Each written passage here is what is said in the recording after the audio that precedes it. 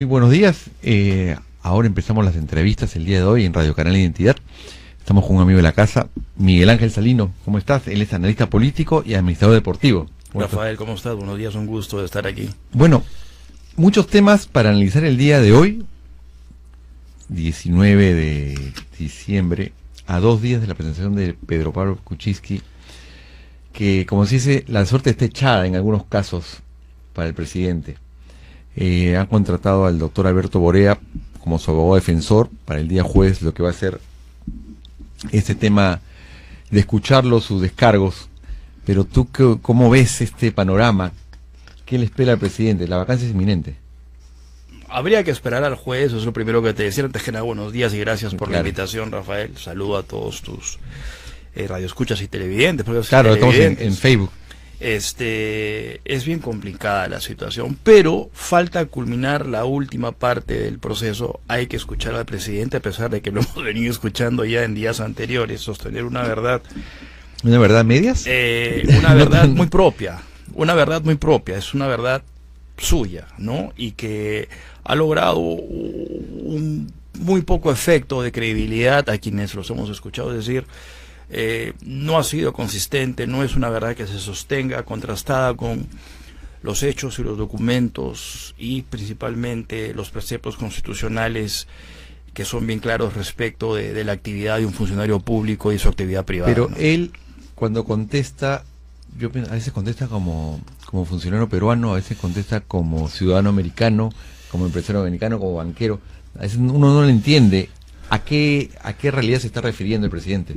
A ver, si bien es cierto, una cosa es ser empresario peruano y otra cosa es ser empresario estadounidense, otra cosa es ser funcionario público en el Perú y serlo en Estados Unidos. Entonces, lógicamente que para cada escenario de los que estamos mencionando existe una normativa que regula la actividad de cada cosa, ¿no es cierto? Entonces, en ese aspecto la Constitución es bien clara. En su artículo 126, último párrafo, donde dice pues que los ministros no pueden ser gestores de intereses propios o de terceros, ni ejercer actividad lucrativa, repito, ni ejercer actividad lucrativa, ni intervenir en la dirección o gestión de empresas ni asociaciones privadas, digo, en tanto sean funcionarios públicos, en tanto sean. Si a esto le sumas que hay una serie de normas además adicionales que regulan la actividad de la función pública, como es el caso precisamente de la ley del funcionario público, la ley de contrataciones del Estado. Estamos hablando en la época que él era ministro de Energía y Minas, claro. Y aparte era presidente de Proinversión. Lo que pasa es de que es establecido orgánicamente así, que cuando eres ministro tú ocupas el cargo de presidente de Proinversión, efectivamente, sí. Entonces todos esos cargos vienen desde atrás, o sea, la permanente incapacidad moral es desde atrás, para que entienda la gente, no por el tema de las falsas verdades, como dicen ahora. No, es que es todo el conjunto. Todo el conjunto. El hecho puede haberse producido en esos años, pero el ocultamiento de toda esta situación, la negación o las medias verdades, llámalo como quiera, de estos últimos días han sido recientes. Entonces, desde que se dio este hecho en su condición de ministro hasta la fecha, ha venido sosteniendo, pues, para algunos mentiras, para otros medias verdades. Entonces hay una constante intención o de mentir, es la impresión que se tiene, o de ocultar alguna media verdad que hoy se va abriendo paso, digamos, a través de las investigaciones y los documentos que están siendo presentados, ¿no? ¿A ti qué te pareció la presentación del presidente el domingo con este pool de periodistas? Fatal. Honestamente, es una opinión muy personal, con todo respeto a la investidura del presidente, pero particularmente a mí no me convenció. O sea, no, a mí no. Yo esperaba más. O sea, si tú convocas a una conferencia de ese tipo, es porque uno presupone que vas a aportar nuevos argumentos o pruebas, ¿no es cierto? Si se tiene en cuenta que 4 días después vas a ser expuesto a un cuestionamiento frente a 130 personas en el Congreso. Pero fue más de lo mismo, ¿no? Entonces, si bien el presidente intentó hacer una defensa de su participación en estos proyectos, en esos años, diciendo que quien firmaba o negociaba los contratos era el señor Gerardo Sepúlveda, pero la Constitución es bien clara, porque uno se pregunta, si bien el señor Sepúlveda era quien gestionaba o negociaba los contratos, pero tienes que entender que alguien, al final del ejercicio, tenía que aprobar los estados financieros o los presupuestos de la empresa. Y aparte era una empresa unipersonal. Así que eso solamente se ve en junta de accionistas, y él era el único dueño. Entonces, y ahí se aprobaban, como te digo, los balances y los estados financieros, y lógicamente se acordaban pues el reparto de utilidades. Y ahí viene la parte del lucro que se discute frente a lo que dice el artículo 126 de la Constitución que te acabo de citar, ¿no? El día de ayer, conversando con otra persona sobre este tema, a la pregunta de la periodista Sol Carreño, ¿lo conocías Sepúlveda? ¿Eras amigo de Sepúlveda? ¿Hacías negocio con Sepúlveda? ¿Le has dado tu empresa a una persona? Él decía, el presidente decía, no, es un buen empleado, un buen trabajador, todo.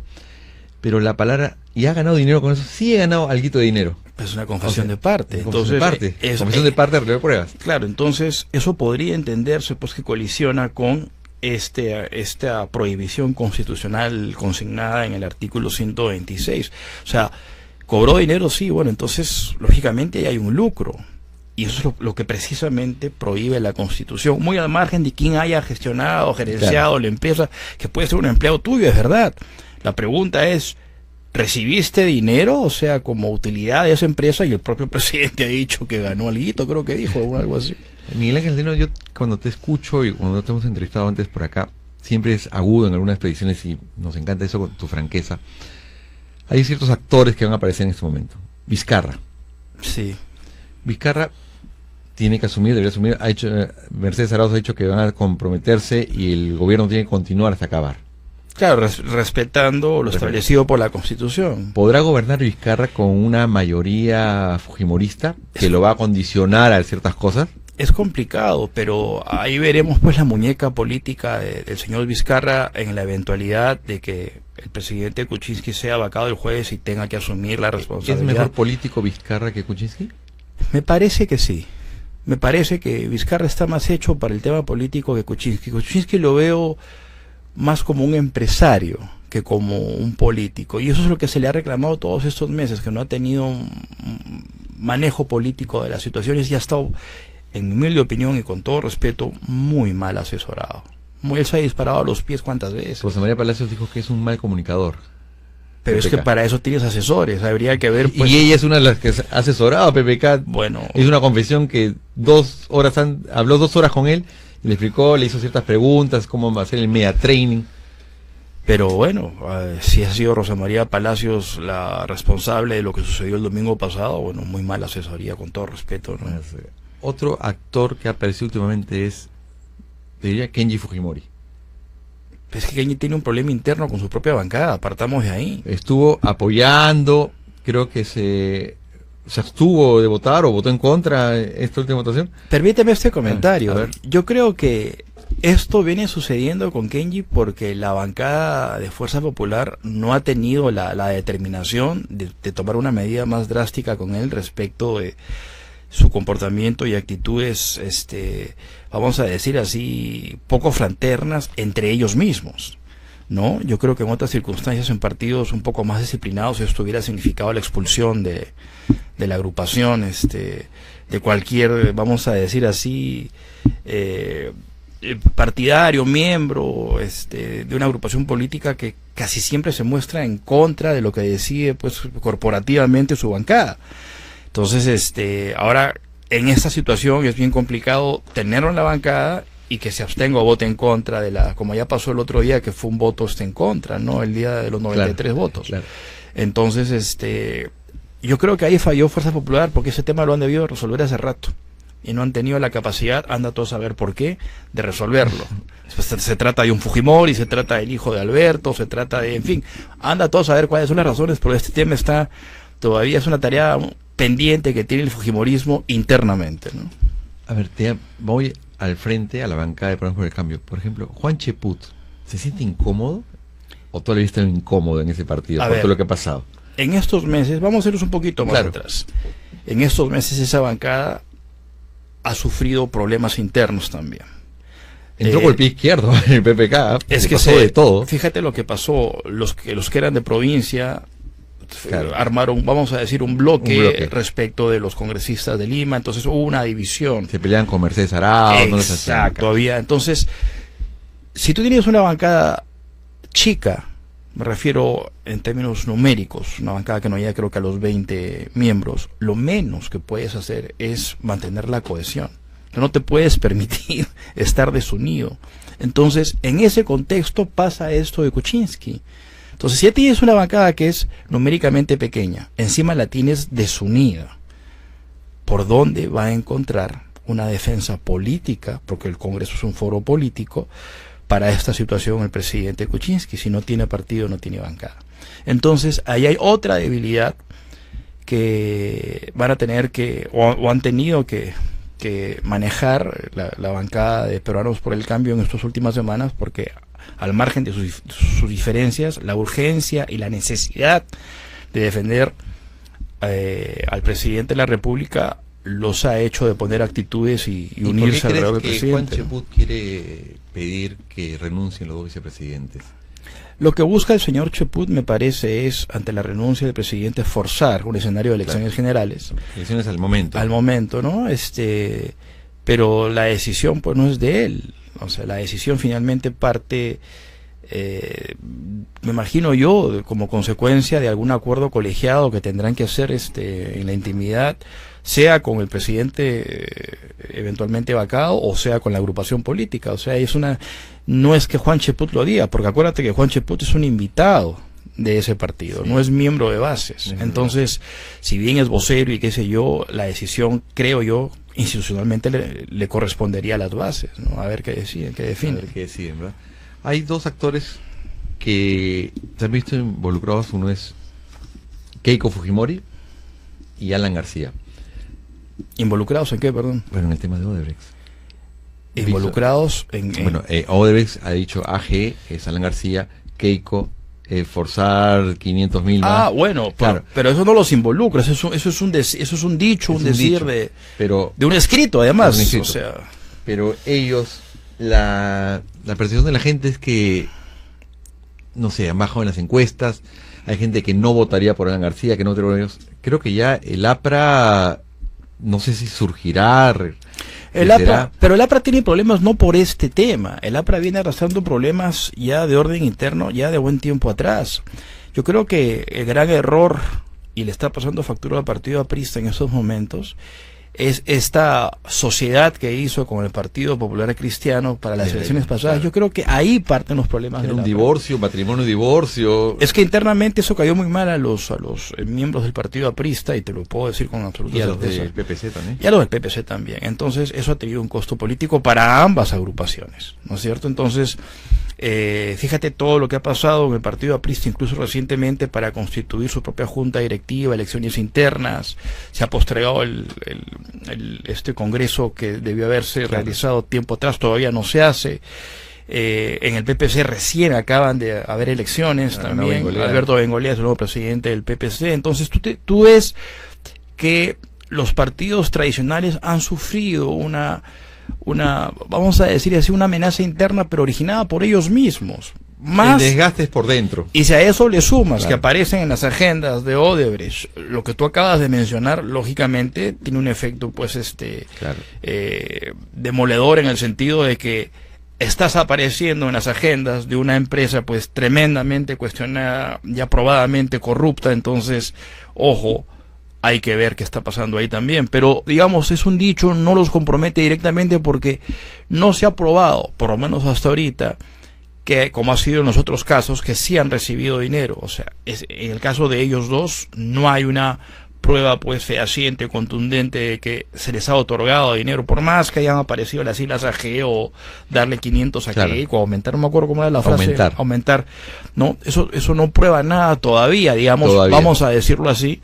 Falta todavía una probanza que le dé fuerza a esta acusación, pero todavía eso no existe, ¿no? Claro, o sea, la imagen del presidente, imagínate, presidentes en la cárcel, presidentes investigados, uno que está fuera del país, como te digo. La imagen de Perú, pues, fatal. Yo creo que los peruanos no nos merecemos esto. Yo creo que Perú es un país ya bastante sufrido como para que encima tengamos que padecer este otro tipo de miserias, no sé.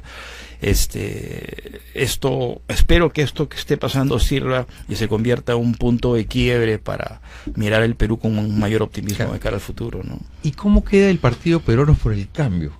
Yo escuché hoy día a Salvador Heresi, que es su partido, que él lo cedió Claro.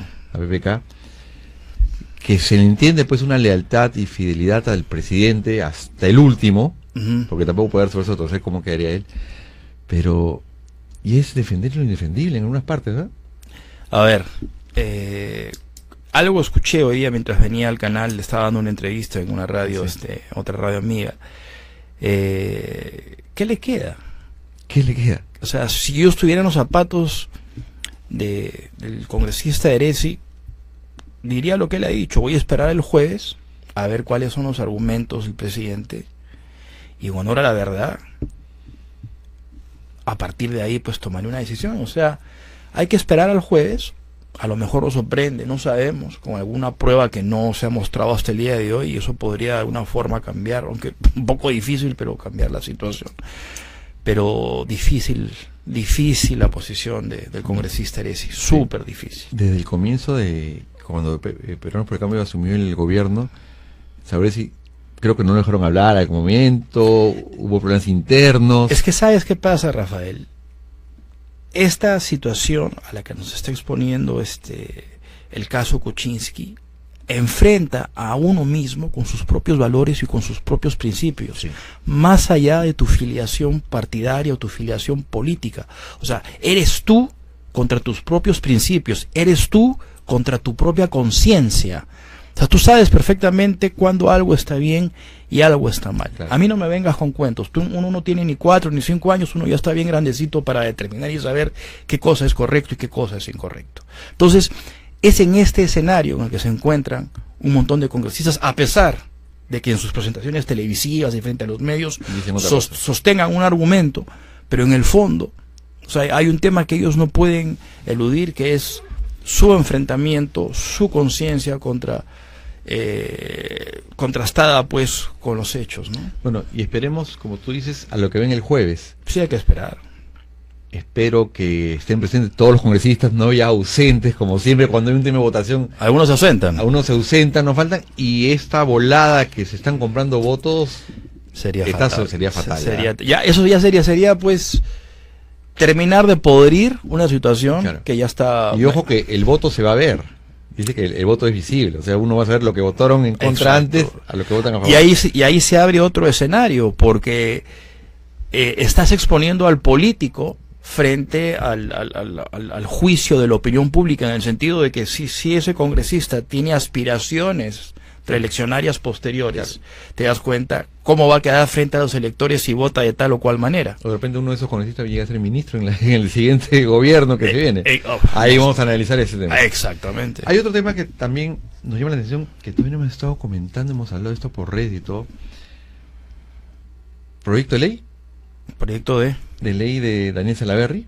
El de deportes, dices tú. De deportes, claro. Ah, encantado, sí. El 2153. El 2153, correcto. ¿De qué trata este proyecto de ley? A pesar que Perú, según la FIFA, está en una buena posición, va a salir el ranking, hemos clasificado al Mundial y todo, pero ¿qué puede pasar con el tema del deporte con la Federación Peruana de Fútbol? A ver, mira, que está manejada por Oviedo en estos momentos, han presentado la camiseta. Sí.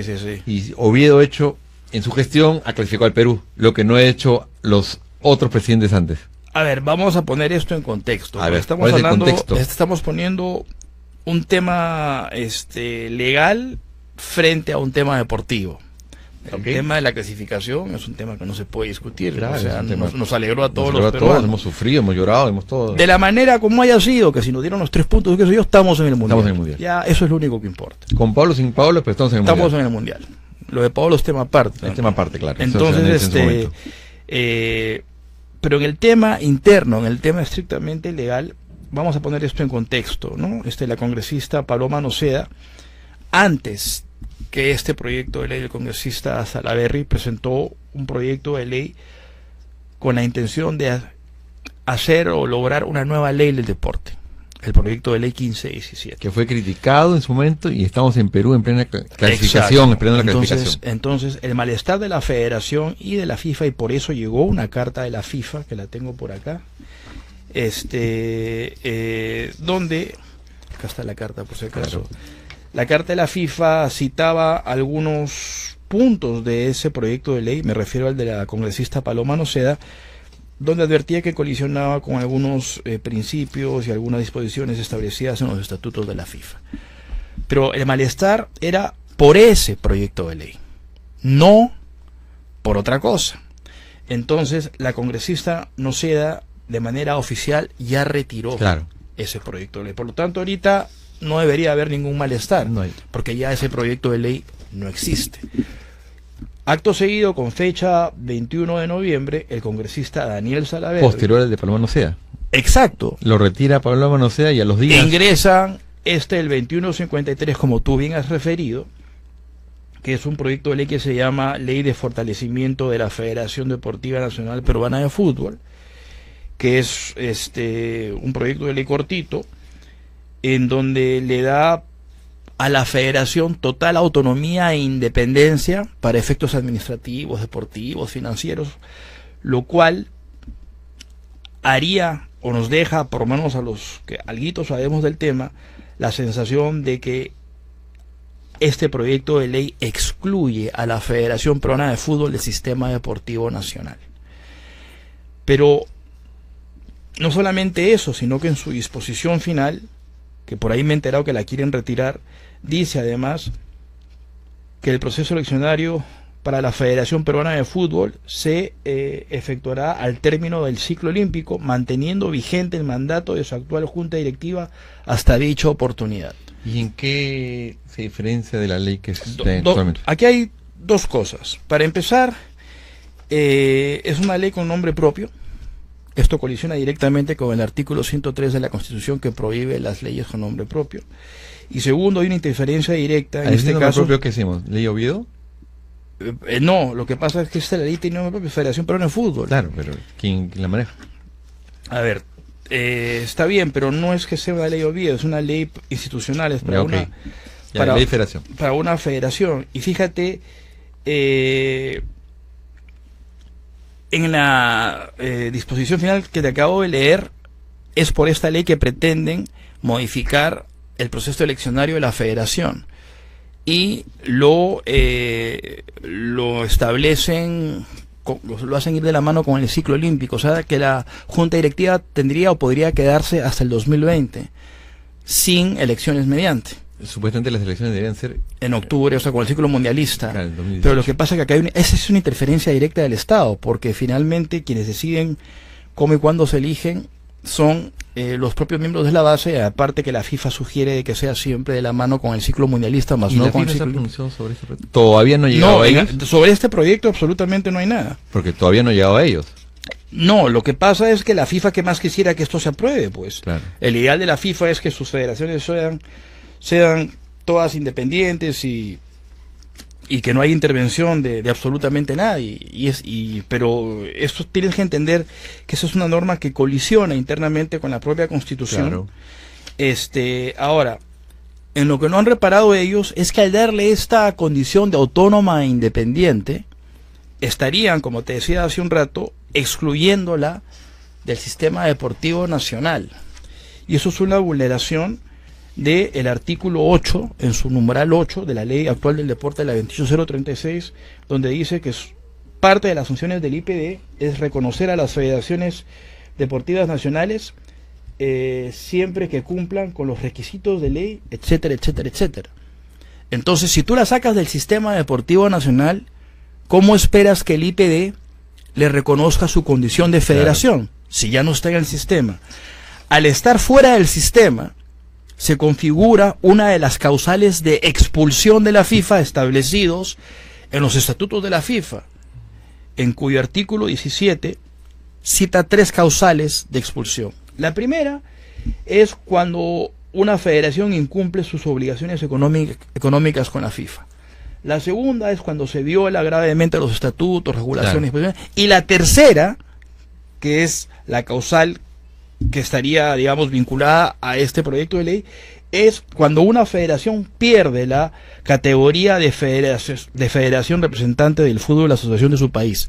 Entonces, si la federación no está dentro del sistema deportivo nacional y el IPE no la reconoce como federación, esa sería la consecuencia, perdería eventualmente la condición de federación representativa del fútbol aquí en el Perú, y por lo tanto se estaría configurando esta causal de expulsión de los estatutos de la FIFA. ¿Has hablado o has llegado a conversar con mi cronista Salaverry sobre este tema? ¿O de repente se ha emocionado por el fútbol y ha querido hacer esto? No, pero hay más, Permíteme antes de responderte a esa pregunta. Te acabo de leer la disposición final que dice de que las elecciones deberían hacerse con el ciclo olímpico, y que le extienden el mandato hasta entonces a la actual Junta Directiva de la Federación en una abierta intervención del Estado en el tema eleccionario. Eso también constituye una causal de sanción de los propios estatutos de la FIFA establecidos en el artículo 19, donde a la letra, si me permite, Rafael, para enterar a la gente, dice lo siguiente: todas las federaciones miembros administrarán sus asuntos de forma independiente y sin la injerencia de terceros. Parten de ahí. 2. Los órganos de las federaciones miembros se designarán únicamente mediante elección o nombramiento interno. Que esté en su manera de elegir. Exacto. Y no por imposición. Ni está en el estatuto de la federación. La FIFA no reconocerá a ningún órgano de una federación miembro que no haya sido elegida o nombrada de acuerdo con las disposiciones del apartado 2 que te acabo de leer. O sea, que si aplican la norma y pretenden dejar al señor Oviedo hasta el 2020, la FIFA no lo reconocería. ¿Pero no ha leído eso Salaverry? ¿O ya le llegaron? Llámalo y... Mira, yo vengo declarando, y otros especialistas también, el doctor Johnny Valdovinos, de asesor legal de los agremiados también, y mucha gente entendía, el Colegio de Abogados se ha pronunciado en centros informes, el IPD tiene informes. Ahora, hay una cosa que me sorprende, siendo el IPD el ente rector del deporte nacional, ni siquiera fue consultado sobre esto, se lo pasaron por encima, metieron el proyecto de ley sin nada. Es una falta de respeto para la primera autoridad deportiva del país. Sacan la ley de Paloma Noceda, el proyecto de ley, y al momento entra este. Entra, exactamente. Qué bien. Ahora, yo no sé, pues el congresista Salaverry debe estar seguramente ocupado por el tema de la vacancia. O sus temas de impuestos, he escuchado, sí, que está haciendo... Pero, bueno, le invitamos al congresista Salaverry cuando quiera, venga... No sé, para que le expliques, no sé si debate o que le expliques lo que puede pasar. Cuando él quiera, encantado. Puede pasar con la FIFA, porque... Yo a disposición. Porque peligra muchas cosas acá. Mira, el tema es, por encima de todo, en este tema específico, el fútbol nacional. ¿No? Y si además se puede contribuir ya en términos macro a una reestructuración del sistema deportivo nacional ya en general, tanto mejor. Esto puede ser el inicio de un debate para mejorar no solamente el fútbol, sino todo el deporte nacional. Este tipo de cosas no se hacen así. Para que esto salga bien, tú convocas a los distintos actores de la comunidad deportiva nacional, periodistas, si tú no lo convocas, que tus asesores lo convoquen. Por último, ¿te das cuenta? Entonces vas recogiendo las opiniones de todos los agentes del sistema y vas haciendo una norma al cabo de cierto tiempo que te permita no solamente cambiar las estructuras del sistema internamente, sino que puedas existir o coexistir en perfecta armonía con los organismos internacionales que regulan la actividad de cada disciplina deportiva, ¿no? Bueno, hacemos la invitación para este medio o en cualquier medio que el congresista Daniel Salaverry quiera ir y le expliques cómo deben ser las cosas. Mira, hablando se entiende la gente, ¿no? Entonces, pero esto no se puede permitir porque es inconstitucional. Y no solamente inconstitucional, sino que además colisiona con otras normas preexistentes, colisiona contra artículos de la propia ley del deporte, colisiona, por ejemplo, contra la ley del procedimiento administrativo general, colisiona contra la propia ley de la Contraloría General de la República. O sea, hay una serie de consecuencias de orden interno que parece que estos señores no han medido. Ok. Bueno, Miguel Ángel Salino, muchas gracias, como siempre. No, hombre, encantado. Nos has abierto la mente. Y en este tema, por favor, congresista Salaverry, lea lo que dice la FIFA, o si no, llámelo a Miguel Salino, o llame a algún asesor, o venga a debatir nomás este tema. Yo encantado, si el congresista quiere debatir o conversar. La orden. Miguel Ángel Salino, analista político y administrador deportivo. Una pregunta, Miguel Ángel, ¿te gustó la camiseta de la federación o no? ¿De fútbol? ¿La de Perú? Sí, sí. Bueno, es la tradicional, con algunas cositas distintas, pero es la de siempre. ¿Verdad? Porque he visto muchos memes que Bueno, nunca vas a tener satisfechos a todos. Deberían darle vacancia a Umbro, me dijeron algunos. Porque no le gustó. Cuestión de gusto. Cuestión de gusto. Así es, Miguel Ángel Salino. Ya volvemos con más entrevistas. Hasta luego.